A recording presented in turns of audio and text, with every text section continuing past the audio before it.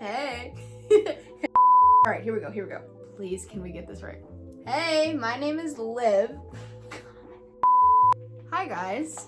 Today I'm gonna be talking about everything that has been going on in my life. If you didn't know, I was on, and currently am on, a very special TV show. I was on it twice. It's called The Voice. I'm hopefully not going to talk for that long because, well, I have tried to film this video before and it ended up being like maybe an hour long. I don't want to talk anyone's heads off. I've done it in the past. I talk my head off every day. Like, I'll be filming stuff, I'm like, why do I talk so much?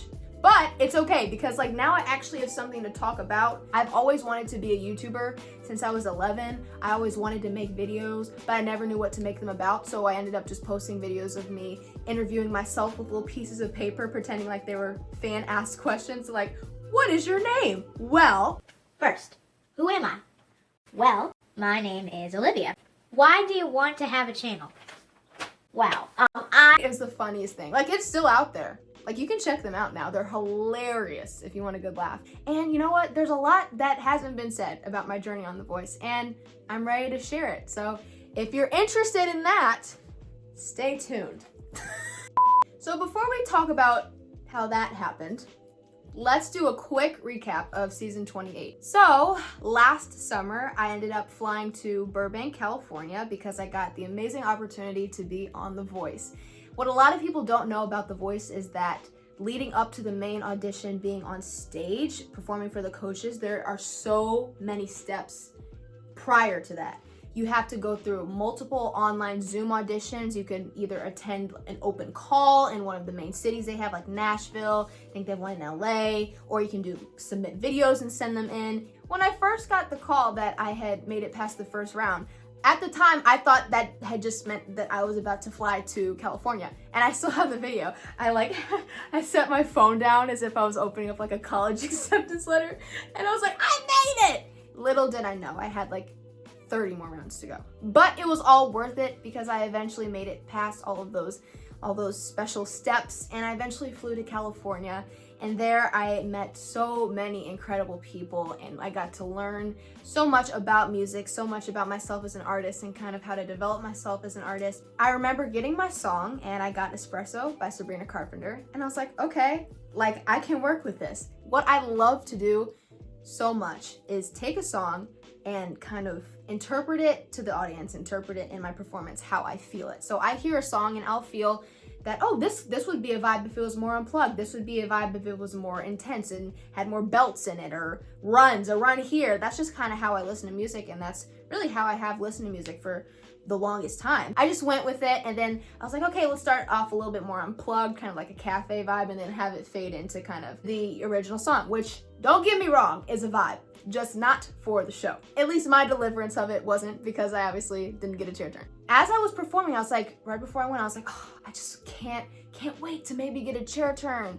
Maybe talk to Snoop Dogg, Niall Horan, like One Direction, like all this was going through my head. In the middle of my performance, I was like, at a random change of mind, I was like, I don't actually know if I'm gonna get a chair turn. It wasn't like, I'm just realizing how bad I sound. Like, it wasn't that. It was just like, I don't know why, but I just don't think the chairs are gonna turn around. I felt okay about it. I was like, you know, it was all right. I know I had a few vocal cracks and a few issues with me being able to hear myself for some reason, but as they were giving me my feedback and giving me these amazing notes, I was like, I thought I would be upset. I was actually really, really happy that I got the opportunity to do it because duh, the change of mind that happened while performing and after my performance was so quick.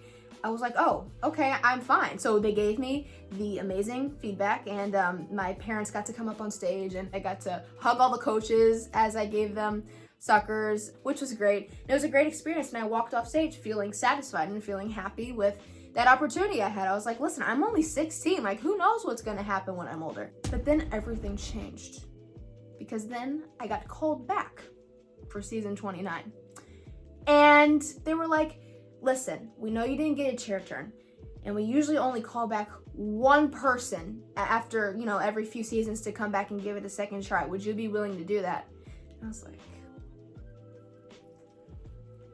you want me? Because there were amazing people that didn't even get a chair turn. But something inside me was like, listen, maybe the reason why you felt so happy walking off stage after not getting a chair turn is because you knew there was something else. I knew there was something else, obviously, but I didn't know it was going to happen that soon.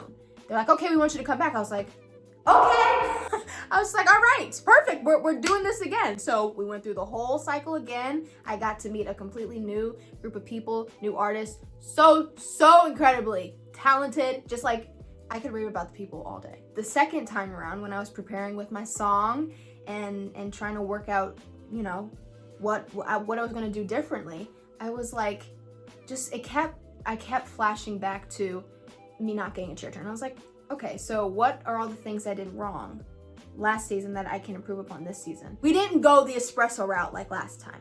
I was having such a dilemma in my head. I was like, okay, let's not go for the up-tempo poppy performance song. I love performing. That's why I picked espresso. I was like, oh, I'll get the crowd going. But then it occurred to me, it's like, it's not a concert. And I was like, okay, let me arrange something that's more up my alley in terms of, you know, pushing myself vocally. And so I narrowed it down to 2 songs. Those 2 songs were We Can't Be Friends, Wait for Your Love by Ariana Grande, which is just, or Don't Dream It's Over by Crowded House, which is just such a vibe. I settled on Don't Dream It's Over, and I told the producers this is the one I want to do. And then when I got back, I sat in my room and I was like, wait a second, why are we picking Don't Dream It's Over? Like, I just had this split-second decision, like, this is what I'm picking, this is what I'm going with, and that's that. But I was like, okay, listen, if we want to get it right the second time, we actually got to think about it. And I was like, why did I pick Don't Dream It's Over? And I noticed that I picked the song because of the message. The message was about don't dream it's over. Don't think that it's over. You know, there's something else waiting for you. You know, there's more opportunities waiting for you, which is an amazing message and the perfect song to come back with. But I noticed that the ideas that I had for the vocal arrangement were not as broad and didn't have as much potential as the, you know, potential for We Can't Be Friends. I ended up going with We Can't Be Friends. It's my final song. The producers were totally just super chill about it. They're like, you know what, that's fine. Let's do it. Let's do it. They were just my number one supporters. They're like, you don't like that song, whatever. Let's do this one. They were very kind. And I was like, I hope I'm not being a burden to you. I hope I'm not being too much. They're like, no, let's do this one if you truly feel like it's right. We went through the interview again, and they asked great questions about me coming back and what I had been working on since last season. And then it was time to perform my second blind audition. This was the Battle of the Champions. Battle of Champions, meaning that the 3 coaches, they didn't have 4 coaches this time, they had 3. Adam Levine, John Legend, and Kelly Clarkson. And they had all won at least once. So it's like, okay, so this is the battle for what coach can get the artist that can make them the ultimate champion. It was eventually time to perform We Can't Be Friends. I had a completely new look. I had this cool denim outfit. I love the outfit. I felt so great in it.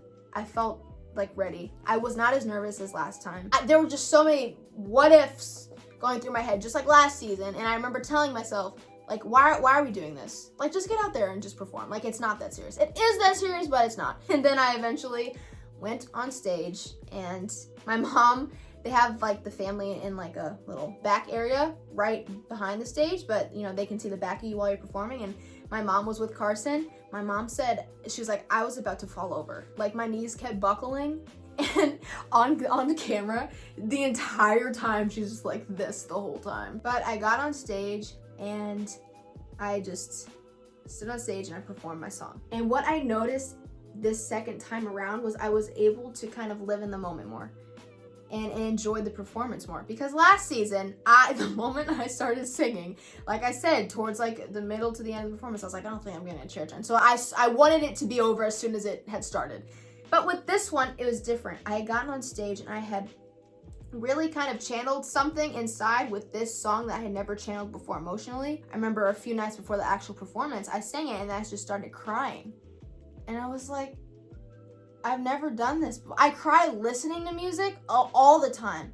But this was the first time I cried after singing a song. I just kept my eyes closed the entire time. Like I said, I was just trying to channel just that emotion, because the chairs are turned. Like, they can't see you, they can only hear you. And after the performance, a lot of the coaches told me, they're like, and just, you know, feedback in general, like, we could truly hear the connection. And I remember I was performing and the crowd was cheering for me. And I was like, oh, they think I'm doing good. I was like, I really appreciate that. And I opened my eyes. Guess who I saw turned around? This was like 10 seconds after the song started. And I saw Adam Levine and Kelly Clarkson turn around for me. Let's let that sink in. And they turned almost at the exact same time. Like I said, what?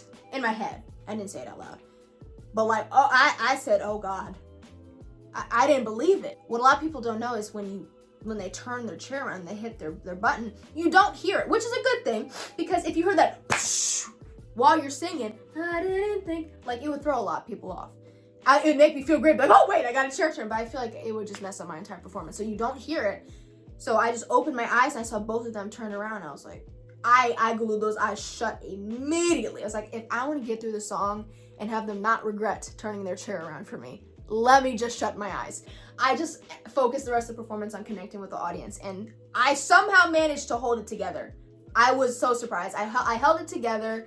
I had one of the best emotional performances I've ever had to this day. Like today, I'll try and replicate that. I'll be singing that exact song. I'm like, why can't I sing it like that? And it's just kind of a once-in-a-lifetime performance. It's like there was so much going through my head about my connection with the song, but also I was so grateful that I just saw that I just had 2 chairs turned for me, and one of those was my top pick.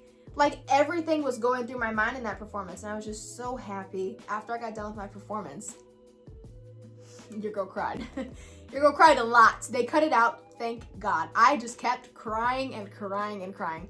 And I was happy because I'd done it. I'd gotten a chair turn. Like I was over the moon excited. I was so excited. And then it came time for Adam and Kelly to pitch to me. Their pitches are so good. And then John as well gave me great feedback. He said he loved how I mentioned that I was coming back. And he's like, I love your story about coming back. I thought it was really good. And it's just the fact that these legends are talking to me, it's like, I'm like, what? But what I did notice that, while talking to them, the few times that I did, interject and like, say like, I came back, I was on season 28 and Kelly asked me like, what kind of music do you do? I was like, I love mainly pop and like R&B and all these stuff. I noticed that I was talking so well, and I realized the interviews that I did for The Voice, I had done 2 now, one from season 28 and one from season 29. Those are like 40-minute interviews, just talking about your life. And the people behind the camera, they kind of help you like set up your answer. And I realized that the skills that I gotten from those interviews had helped me so much in, talking to the coach. I was like, okay, public speaking skills. Like, all right, Adam said, who do you pick as your coach? I don't know actually who said it. One of them said, who do you pick as your coach? No, maybe it was John. I don't know. Someone said, who do you pick as your coach? Then I just had to go with Kelly because like, girl, come on. I gave Kelly a hug. And she gave me that. And then also, there's a little camera, like, down at the stage where you're supposed to, like, hold up your jersey, and they, like, display it on the big screen. I didn't even know it was there. So Kelly was like, look. I was like, it's like, whoa, because I was overstimulated. I was like, let me get back to this hotel and take a nap. So I walked off stage after talking with Kelly and Carson and realizing that after all of that work, it had eventually paid off, and I had been gifted the chance of a second chance, and I took it, and I had gotten a chair turn. 2 chair turns! Everything happens for a reason. Second chances, like if you get a second chance, you gotta take it. So I'm a changed person because of The Voice. I'm so thankful for everyone who believed in me, who gave me a second chance, who called me back, because now I'm here, and I will not let you guys down this time. I won't let you down. I have this jersey. This is my motivation to never doubt myself. And if I do doubt myself, think back to all the times I did doubt myself and all the times that, it didn't get me anywhere. Yeah, I'm here. I'm on season 29 of The Voice. The battles are next week. That's my life now, and I'm so incredibly grateful.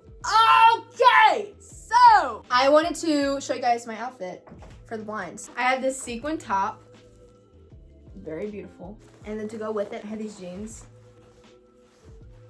Super cute. I had these, like this belt chain around my waist that actually snapped right before I went on stage. Like they gave me my microphone. Like, all right, 10 seconds. And the wardrobe, they were like adjusting my belt and then it snapped. I actually wore the same little belt chain in season 28 as well, and it snapped. I was like, should I just go on stage? But they heard the chain drop and they fixed it. I had like a bunch of silver jewelry. I've never been a silver girl, but with this outfit, like I couldn't imagine anything else but silver. I had these like, I don't remember what earrings I had. Oh, I had these really like, they're like 3-dimensional. I don't know, they're really pretty. And I wish I could have kept those. And then I had this like star necklace and like rings and my hot pink nails. I don't know why I thought hot pink and denim would have gone good together, but it did. I loved it. Dun, dun, dun, dun, dun. No, they're not that tall. Dun, dun, dun, dun, dun. Oh, they're not that tall either. Dun, dun, dun, dun, dun. No, they're still going. Dun, dun, dun, dun. What? What? Guys, these are insane. What? Like, I don't know how long. Does it say? These have to be 8-inch. Thankfully, they're not stilettos, because if they were stilettos, I would have been in the hospital with 2 broken ankles. But I loved how they looked. The pants were a bit long because I'm not the tallest, and they didn't have to hem them. Let's just give her some long shoes. And I didn't tell them that I had weak ankles because that would have been like weird. Like, I don't know if I wear these because I have weak ankles. They'd be like, they probably would have been like, okay, let's not put you in these. But hey, I took a risk. So you guys, that's the end of the video. I hope you guys enjoyed. I want to do one of these next round as well. Like, this is gonna be a journey to my second blind audition. I also want to do one for my battle. And I think I'm gonna get my partner to come here and we're gonna talk about the battles. If you're thinking about auditioning for The Voice, go do it. I didn't think I could do it, and here I am. Like, go try it. Don't doubt yourself, just take a chance. I didn't think I was gonna make it past the first round, and I did, and here I am in the battles on Team Kelly Clarkson. If you wanna give me some questions to answer, I could do like a Q&A from your guys' questions for the battle, just let me know. I thank you guys so much for watching this video, and yeah, stay tuned. Bye guys! I never know how to end the video. Like, should I do like a little? I don't know, I'm just gonna end it. Bye!